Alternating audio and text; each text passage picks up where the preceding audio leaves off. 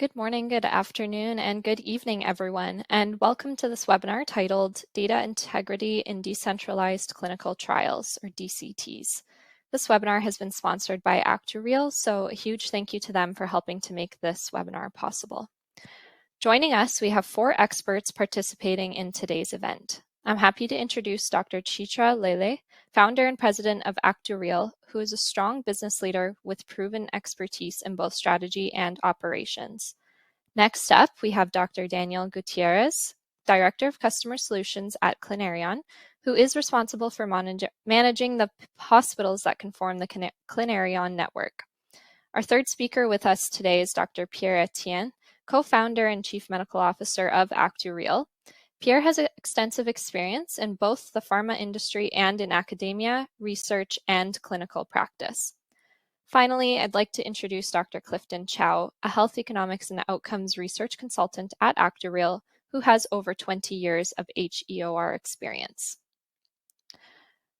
Okay, and with that, I'm going to bring Dr. Pierre Etienne on. Hi, Pierre. Thank you for joining today. Thank you, Sydney.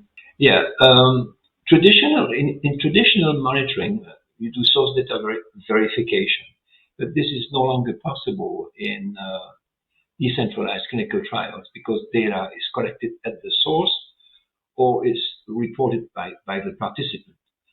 But data integrity remains essential, of course. So to present this issue, we have organized the webinar in 4 sections. They could be presented in any order, really, but we chose to start from the perspective of the sponsor or CRO, and then to the perspective of the trial side, and then move to the perspective of the mobile healthcare provider, and ending with the perspective of the developers of data integrity software for wearables. So Chitra will describe how centralized monitoring strategies can help aggregate and analyze data in real time. Daniel will describe how the Clinarion, the company he works for, the Clinarion platform transforms diverse global data sources into one wearable data model. I'll talk about the expanding role of mobile healthcare providers and how they help protect data integrity. And Clifton will provide a comparison of several artificial intelligence binary classifiers for detecting data integrity issues with wearable sensors. And with this, I shall introduce Chitra. She's the founder of Actureal, as Sydney mentioned. She is a serial entrepreneur. This is her second company, and the previous one was, I think, quite successful. She has a PhD in statistics from Stanford and quite a career in industry and academia. She is also, this is an unusual combination, she is also a card-carrying actuary. And we've known each other and have been friends since 1996, and I'm quite proud of that. So without further ado, I'll let Chitra move to her presentation. Thanks, Pierre. The plan is we will start with basic context setting. So what are DCTs? What does monitoring mean for DCTs and how it has evolved? Some of you who are attending, or many of you may be familiar with this. There is a lot of talk about DCTs, and many of you are probably also involved in decentralized trials. The benefits of DCTs are pretty well known, but just to call them out, both from the perspective of the sponsors as well as the perspective of the patients. For patients, DCTs are very patient friendly, and better retention especially is good for the patients also, because it will lead to better outcomes. And on the other hand, the recruitment speed and reduction in time and cost, etc., is of help to the sponsors as well. There has been a lot of development in terms of digital enablers that are making DCTs more and more possible, and making it very easy to conduct DCTs, although there is a lot more that can be done. So some of those are the e-consent kind of tools, then the telehealth visits that we will hear more about subsequently, and the various tools related to the electronic patient reported outcomes, electronic clinical outcomes assessment, and the wearables, sensors, etc. And remote monitoring is something I will touch upon a little bit later. Patient engagement platforms is the other evolution that has made it possible to conduct effective decentralized trials. Now, of course, there are challenges in terms of the kind of data that are typically involved in decentralized trials, and these challenges also, along with them, bring opportunities. There is, of course, high volume of data and heterogeneous data that comes from many disparate data sources, and also the data tends to be quite dynamic. It doesn't necessarily follow data standards. There are data security risks, which all lead to data monitoring challenges. And on the other hand, the opportunities, are that we can detect patterns, we can explore novel endpoints, and there's a lot of advanced analytics that can be run on these data. So a large majority of the trials are projected to use digital health technologies in the next few years. Even currently, we know that digital health technologies are being used for regular trials, and even more so for decentralized trials. So the usage is going to be more and more for decentralized trials.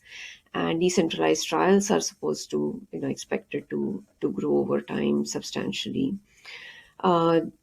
The digital data allows us to capture both the objective and the subjective endpoints. So on ePROs on one side, and the sensor and wearable kind of data on the other side. And the depth and breadth of data from all these sources requires special considerations when it comes to monitoring the data, reconciling the data, etc. So we will briefly touch upon those challenges and considerations. Centralized monitoring has been used for a long time, has been talked about for a long time, several decades. Centralized monitoring, centralized statistical monitoring. These concepts are pretty old, but they are being applied more and more now, and they are even more relevant in the context of decentralized trials. So centralized monitoring is, as against the traditional monitoring where retrospective source data verification is done. This is taking a more holistic surveillance kind of approach to data, and trying to identify issues that are more serious than could be identified by just routine transactional data reviews. Centralized monitoring, as we can imagine, will work best when data can be aggregated, so that there is an optimized way of looking at data holistically and in an aggregate manner. So data aggregation from siloed and disparate systems is critical to do effective centralized monitoring.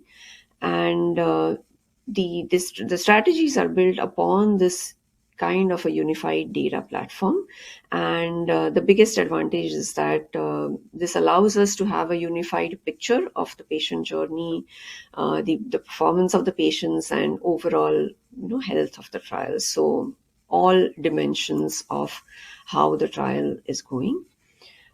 Similarly, centralized data management, as against we talked about centralized monitoring. Now, we have to realize that in the context of DCTs especially, the line between monitoring and data management is pretty blurred. It's not that much difference in what those two concepts mean. But again, the traditional data management approach is not effective for decentralized trials when we have a lot of digital health data from various sources. There has to be a lot of real time and proactive data management, data cleaning, data verification, and the risk-based data management strategies become extremely important. There is obviously a risk due to the way the data are collected and aggregated from the various disparate sources. We already mentioned that they may have be in different data standards, and hence the focus of centralized data management, especially for DCTs, is on the core processes and the critical data points that are most likely to impact data integrity and data interoperability. When it comes to DCTs, of course, there is a lot of non-CRF data, and there are special considerations when we think about verification and monitoring of non-CRF data. So ECOAs and EPROs, with respect to these, there is a challenge to ensure that patients are compliant with completing the questionnaires and the diaries. And also when there is, part of the data is patient reported and part of the data is collected during procedures or assessed by the physician, then both these sources of data collection, both the subjective and objective outcomes, are merged, and they have to be sort of compared to make sure that there is some level of consistency. Then it's important to detect misconduct. So system audits can be done, geotagging, etc., to just make sure that data is coming from the source that it's supposed to come from the location it's supposed to come from, etc. If there is a lag or a variability in the way the data flows as against what's expected, then there's a question as to whether it is a signal that something is going wrong. There is also a question as to how do you define non-compliance in case of data streaming. Again, it will depend on the nature of data and the way it's coming in, but this is also an important question to keep in mind. And there is, at the end of the day, a somewhat higher risk of fraudulent data or misconduct in DCTs, especially when the data is coming from EPROs and wearables. So these are some unique or specific considerations when we think about data monitoring for DCTs. Centralized statistical monitoring, as I mentioned, is not new as a concept. It's been close to 3 decades old. It's a combination of centralized monitoring and statistical monitoring. Now, statistical monitoring, as the term suggests, includes statistical tests, statistical algorithms, and the initiative Transcelerate has recommended algorithms and how certain algorithms and processes can be used for statistical monitoring to discover data outliers, to discover any data anomalies, and also to guide risk-based monitoring. The statistical monitoring is used on all data and all variables that influence data quality.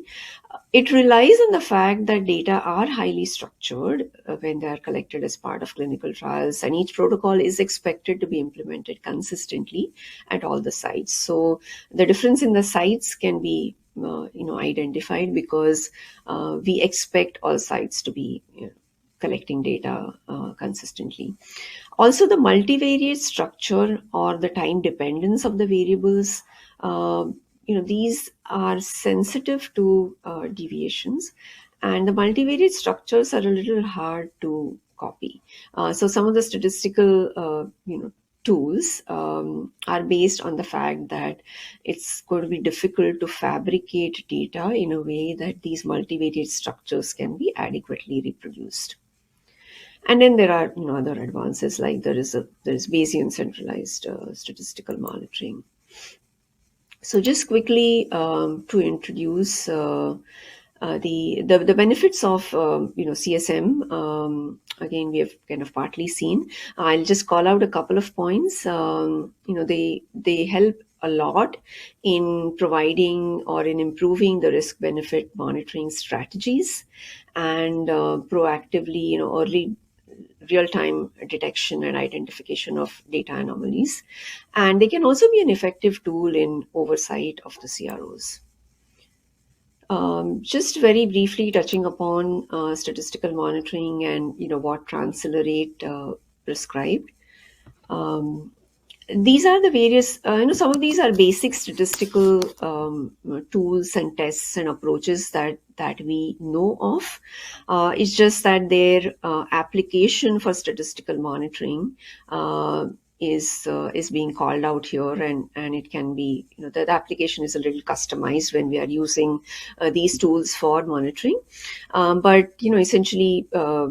These include looking at correlations, looking at standard deviations, maybe just doing some descriptive and visualization, and ANOVA tests, chi-square tests, all the basic tests. Most of the basic tests can be utilized for statistical monitoring. There's also a concept, a measure called Mahalanobis distance, MD, which is particularly useful. So this basically measures the distance of a point from a distribution. So it's a multidimensional risk assessment method based on a multidimensional risk score to detect inliers and outliers.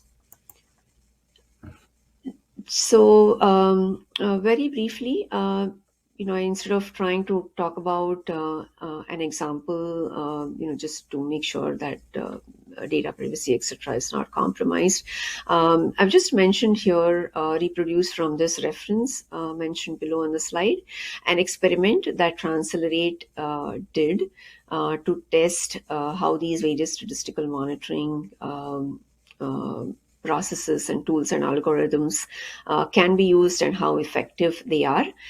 So they did this on a large data set from a COPD clinical study with 178 sites and more than 1,500 patients.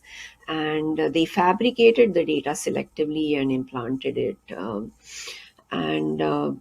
Vital signs and evaluations that are there at each visit. So hence they selected SBP, DBP, pulse rate, etc. FEV1 and FVC were selected because these data were collected serially, and these are produced mechanistically and evaluated centrally. So there is less chance for human error.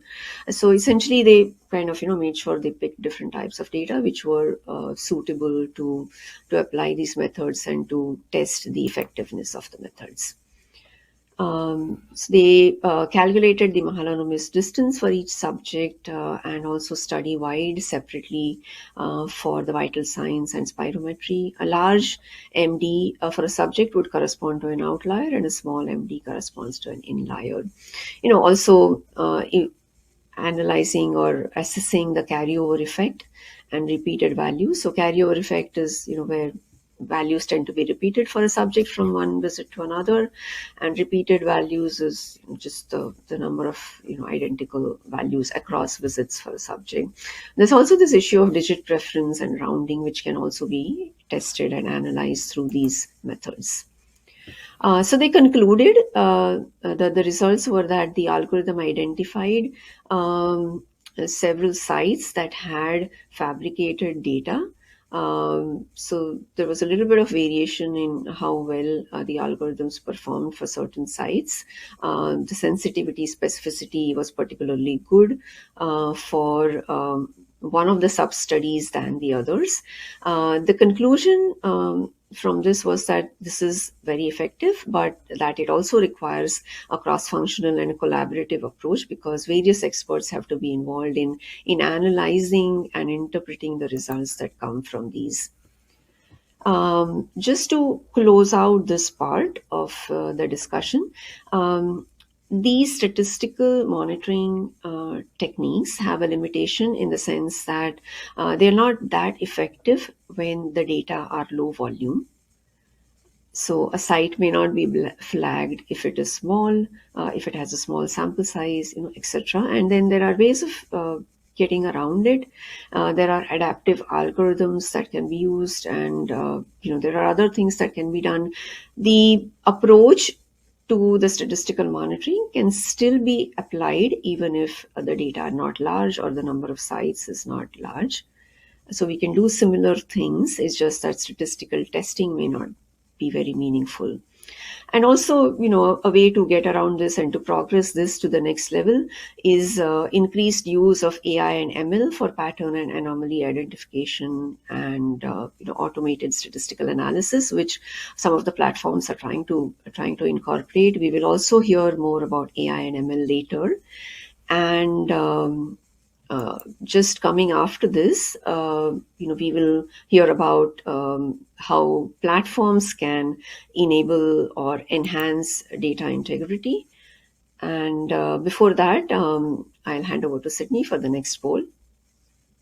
Daniel, take it away whenever you're ready. Thank you, Sydney.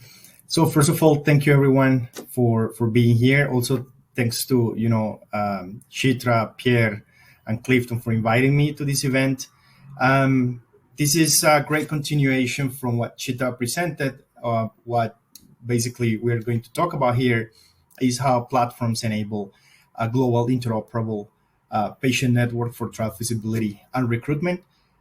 This is a solution that has been created by our company called Clinarian. A small disclosure, we belong to Informa. So I wanted to put that out there. And with that, I basically start. So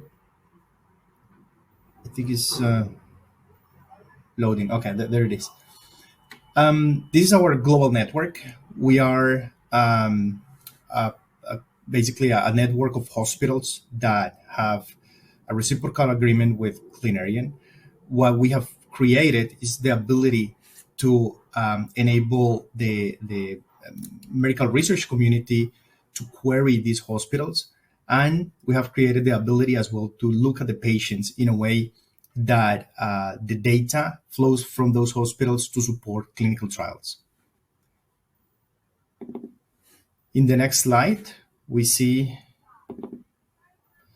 the type of data that we work with. So this is data that is in these 5 data categories. So we have diagnosis, procedures, medications, demographics, and laboratory test results.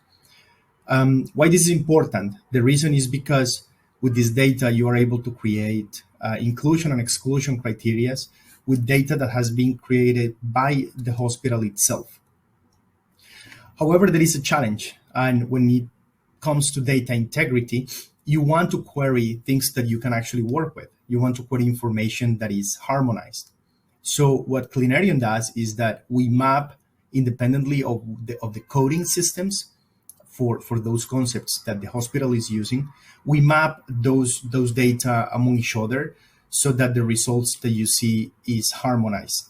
So that means that you could be querying a hospital in Croatia as well as a hospital in Brazil and finding patients just with one single protocol, even though Croatia and Brazil might be querying different data in different types of coding systems. For example, SNOMED, ICD-10, ICD-9, as well as when it comes to medications, we have ATC, barcode, SNOMED, etc.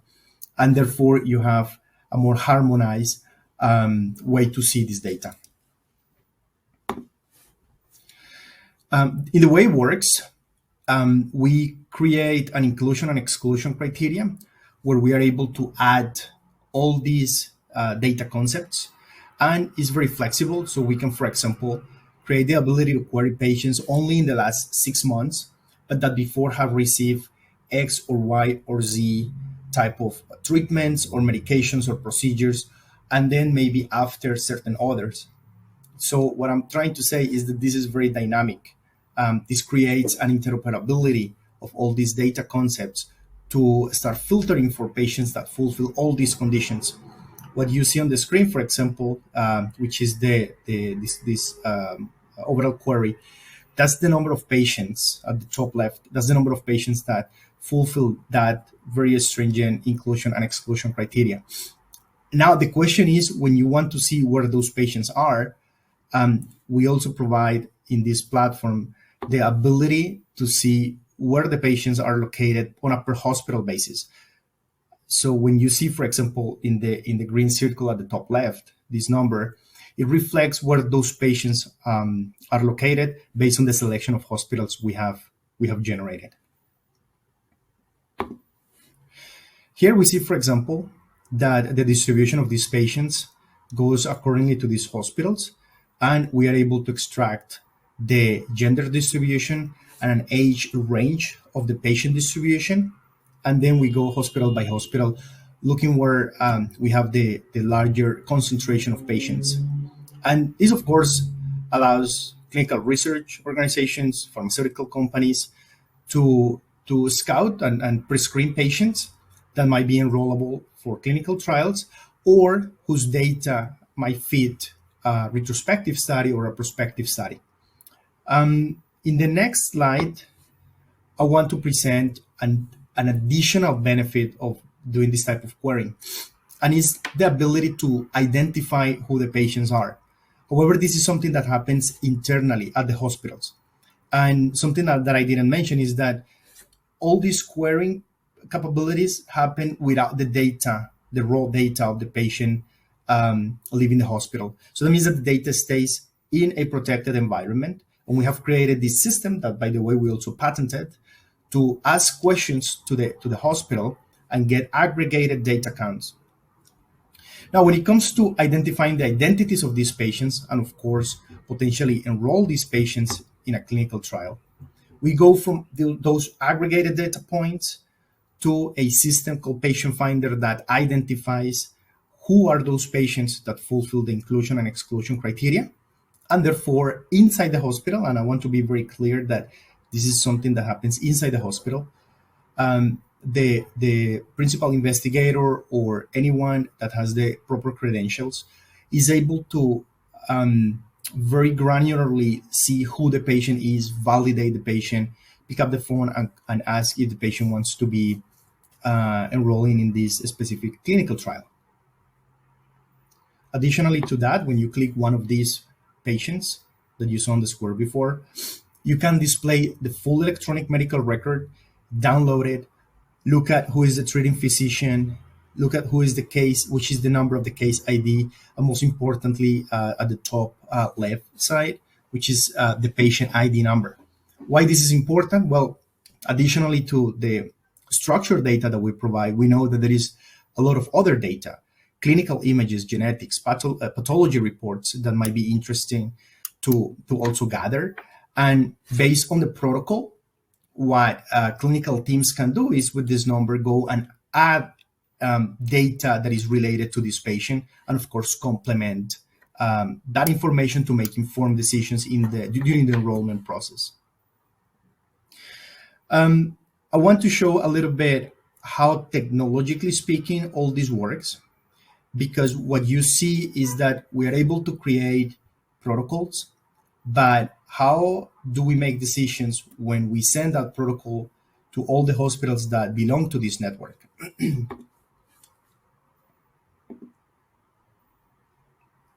What we have then is a system that when you see the right side square, the big one, that is the hospital.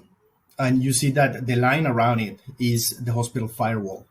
And inside you have the hospital information system, which is at the right bottom side. The hospital information system contains all the sensitive data of the patients with names, birth dates, contact information, etc., together with the electronic medical record of the patient. So what we do is we enter in this reciprocal agreement with our hospitals where they allow us to implement a so-called ETL server. And there is this ANIT technology that we patented. And what this does is that it extracts the information from the patient and filters data that is sensitive, leaving that sensitivity behind, and passing that electronic medical record information to the so-called Clinarion server. However, when that happens, the data is de-identified at that point. And then in the Clinarion server, that data becomes ready to be queried. So what we have done is basically a mirror copy of the hospital information system, but in a way that is now queryable in a secure environment where the data has been created by the hospital So that means that this adds to the data integrity capabilities. We don't have bias in data that we might extract from the hospital and then gets manipulated. And then on the other hand, outside the hospital, we have these clouds on the left side. That's where all the query happens. So CROs, pharmaceutical companies, they are able to design queries and send it to all the hospitals that they are choosing. Could be all the 100 hospitals of the Clinarion network, covering all these 250 million patients, or just one, or maybe one region, or maybe one country. And with that, we're able to really gather this information from the patient without violating general data protection regulations that are increasingly adopted by countries these days, and of course make informed decisions with the name of hospitals that might be selected for the study. In the last slide, I want to present new developments that we are working on that also adds to data integrity. So besides the classic way Clinarion is able to query data from patients, now you see a new system, which is the cloud that is in green, a little bit below the upper one.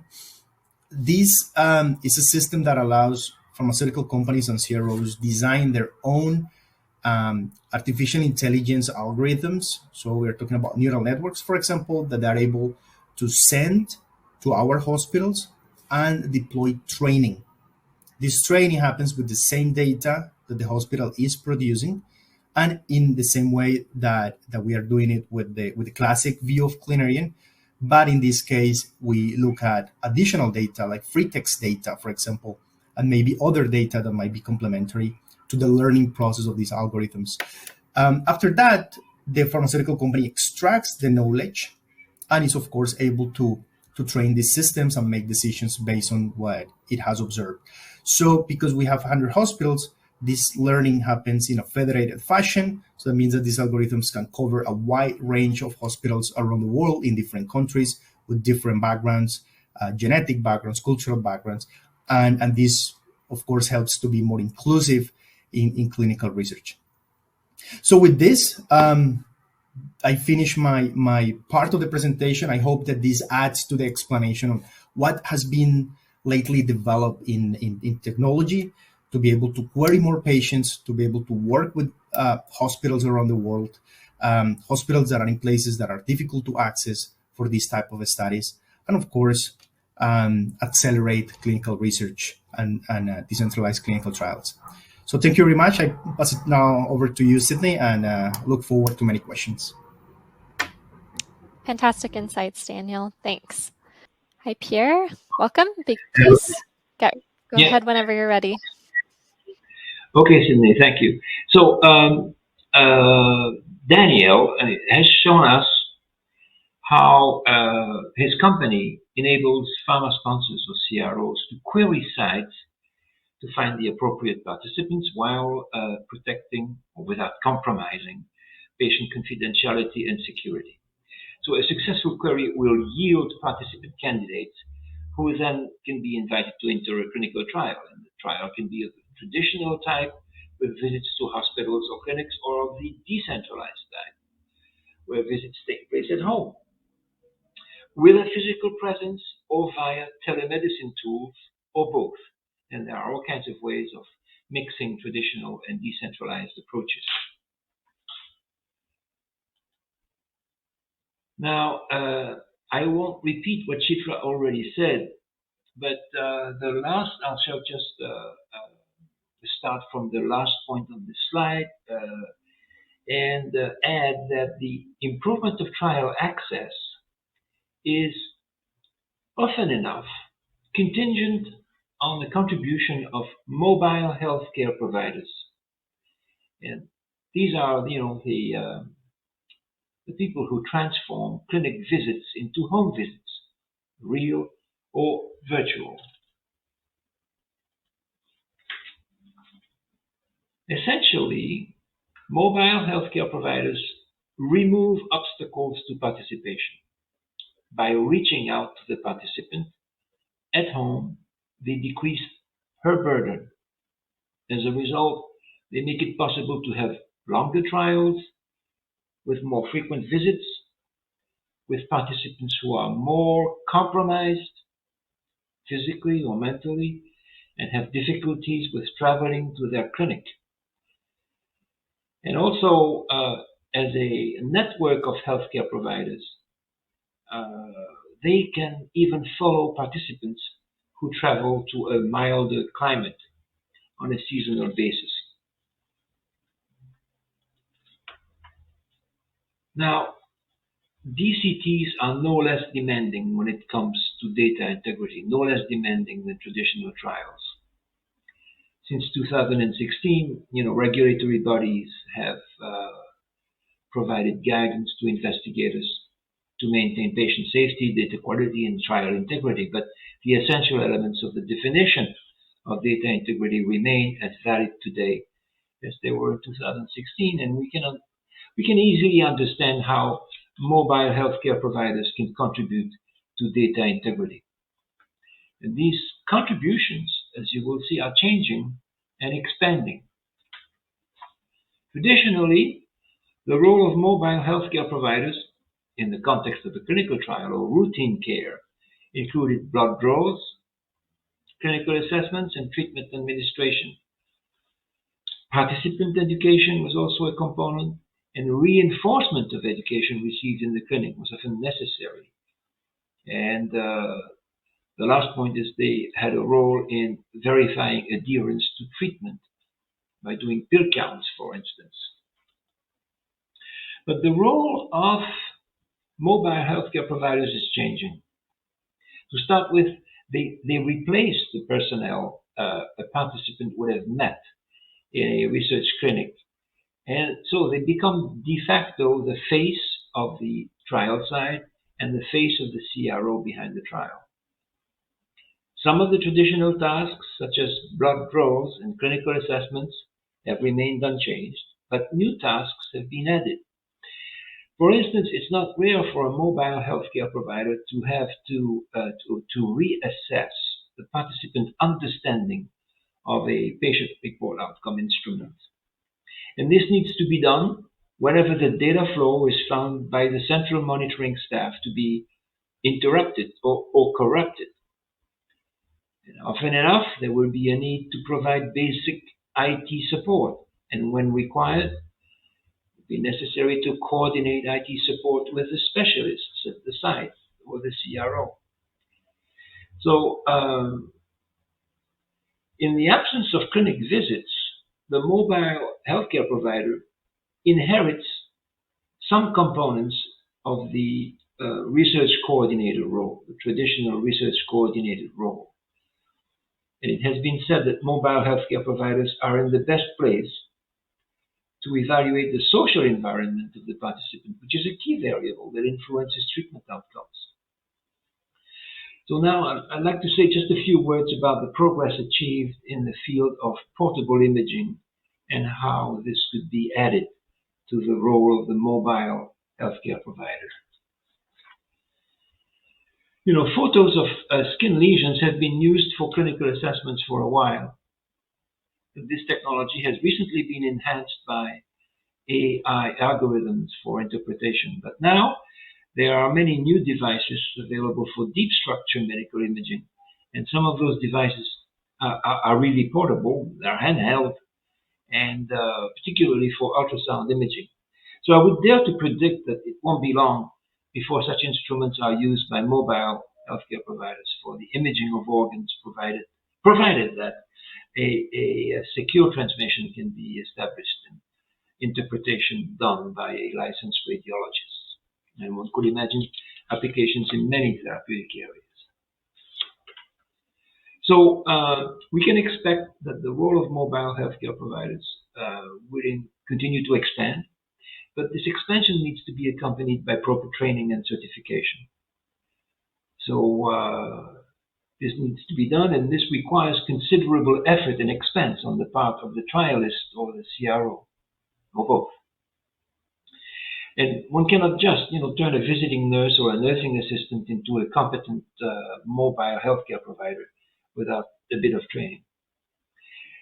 Most trialists actually expect that the popularity of DCTs will increase, but an evaluation of the clinical trials landscape by Ken Getz of the Tufts Center for the Study of Drug Development suggests that small trialists that have, 11572 per year or less are abandoning the field of clinical trials to large trialists that sign several 1572s per year. And this suggests that conducting clinical trials is becoming more complex, and so complex, in fact, that only large centers conducting several trials concurrently can afford the investments to support them. Actually, you can predict a retrenchment and more conservative application of adaptive and innovative practices as we are now, in a post-pandemic world. So the future will tell us, who is right and who is wrong. Okay, so now I shall pass the baton to Clifton, who is a card-carrying economist and instructor at Harvard, who joined us about 2 years ago, and he will talk about the detection of corrupted and unusable data from wearables at the network level. It's up to you, Clifton. I'm going to welcome our final speaker, Clifton. Take it away. Thank you very much, Sydney and Pierre.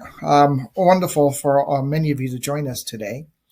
So what I am going to focus my talk on is on an example of a study that uses AI and machine learning algorithm to detect what are called binary classifiers, that is for data integrity.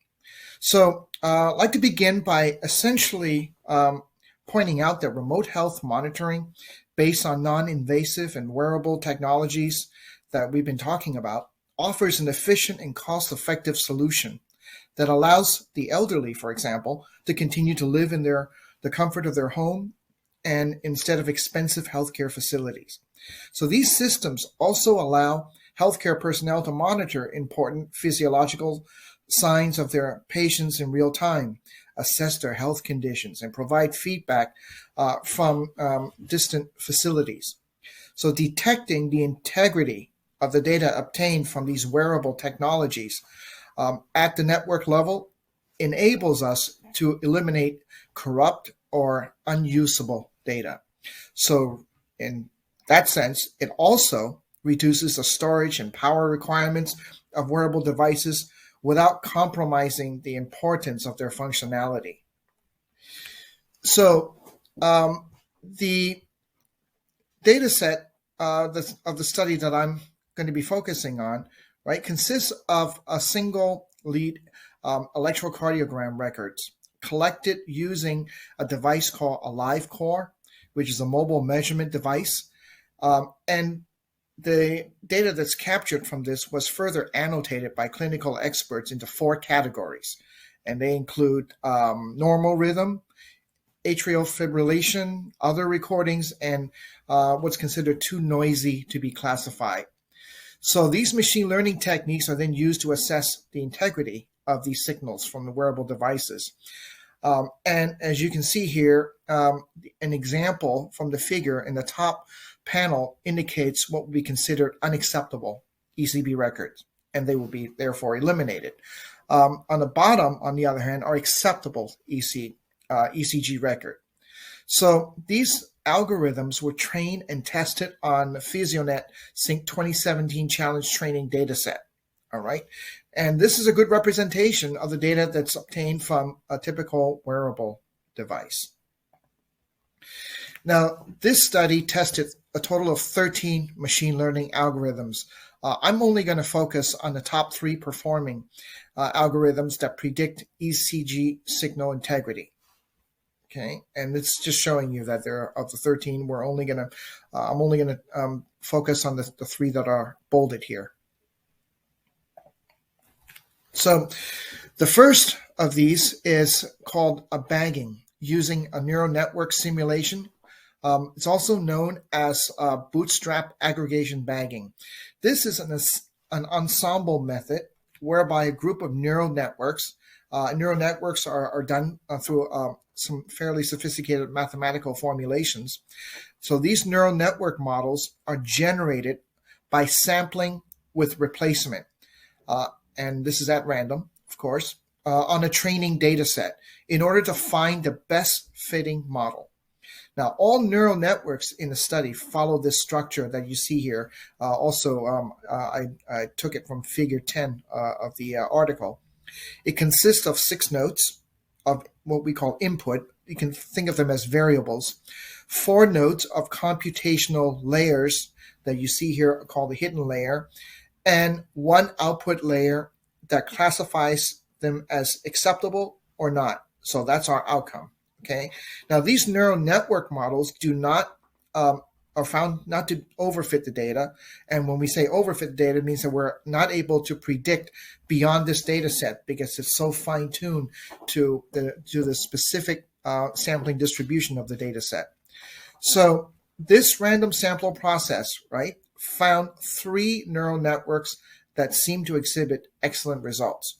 And so what the figure shows are that these neural networks that exhibited the best performance in predicting ECG signal did so with about 99.5% accuracy. Okay, so that's the first of the algorithms. Then we have gradient boosting algorithm, the second. So boosting is an ensemble technique in which a sequence of variables are constructed additively to find the best prediction.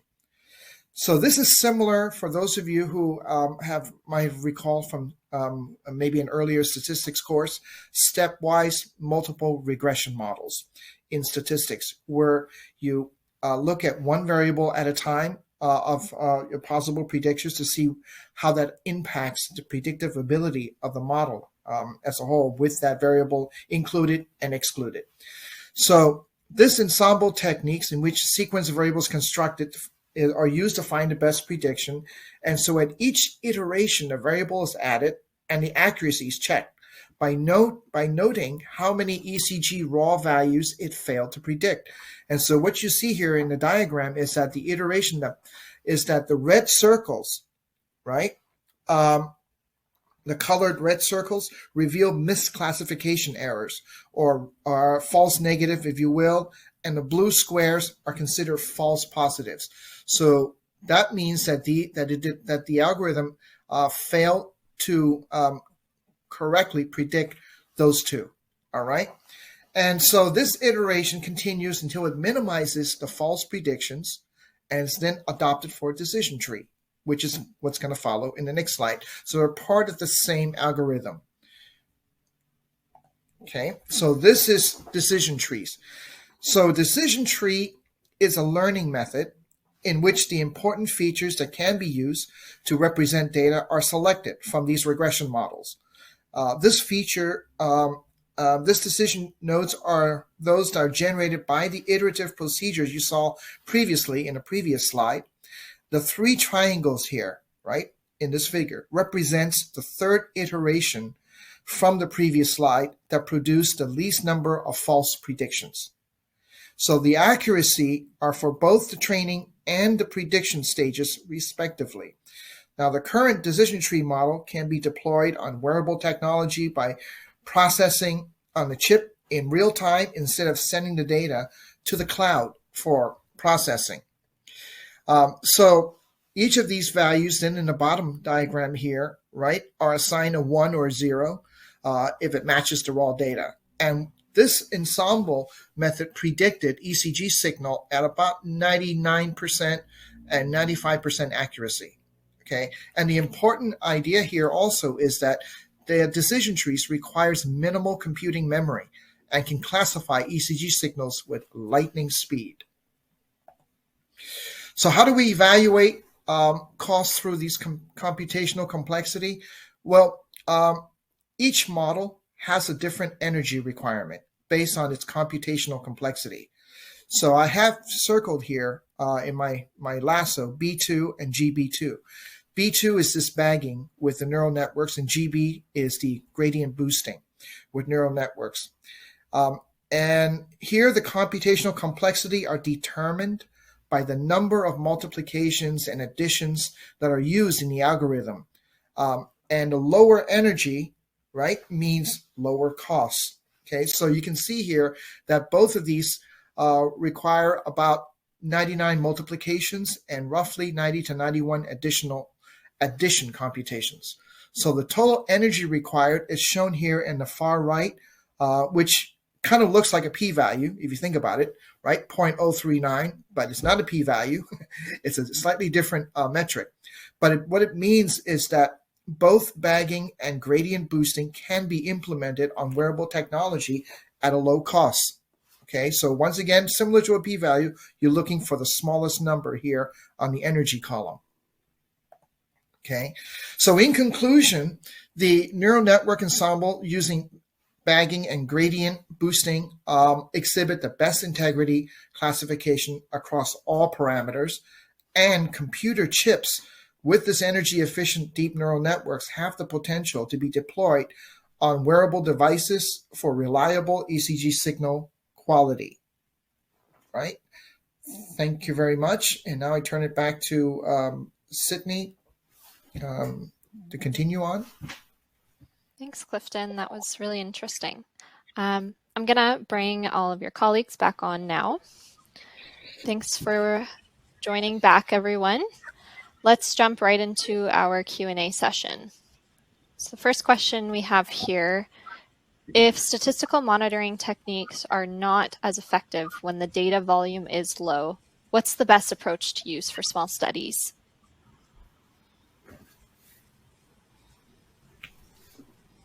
Anyone can jump in and take that question? I guess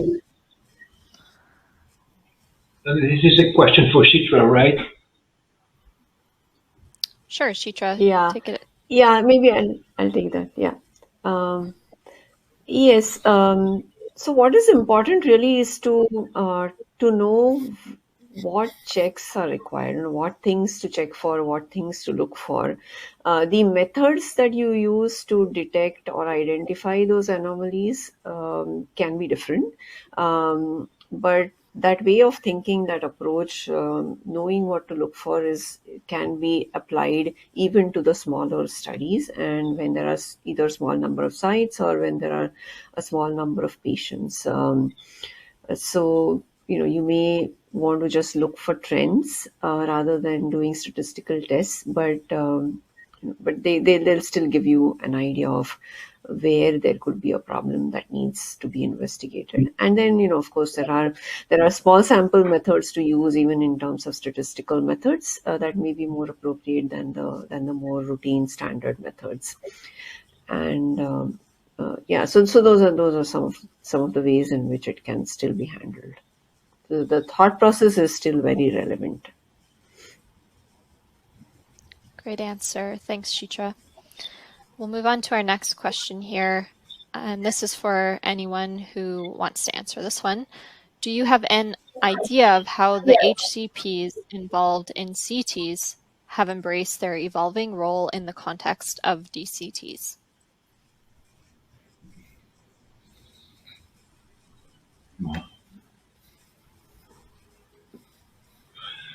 I don't know. Pierre, do you want to take that one? Yes, it's a complex question. I mean, would you repeat it? Sure. There was a lot of acronyms in there. Do you have an idea of how the healthcare practitioners involved in clinical trials have embraced their evolving role in the context of DCTs? I mean, the short answer is no. I don't have any information on that. We are not, doing clinical trials. We interpret clinical trials. Our job is to interpret clinical trials or results, but we are not a clinical CRO. So I haven't had any recent experience with the evolving role of HCPs. Maybe Danielle has more experience and maybe Yes, I was better going to suited jump on. to answer that question. So from our experience, medical doctors still want to bring the trial to the site. And I think that's a paradigm shift that is evolving, but they have this personal connection with the patient.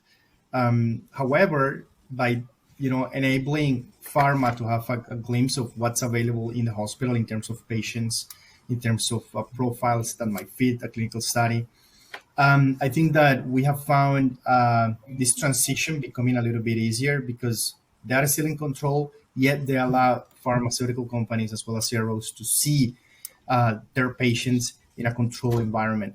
So we could, think about like this virtualization is helping to pave the way. Perfect. Thank you. And it looks like we are at the top of the hour, so I think we're going to end it here. Thank you all so much for sharing your knowledge and joining us today. It's really been a pleasure to have you with us.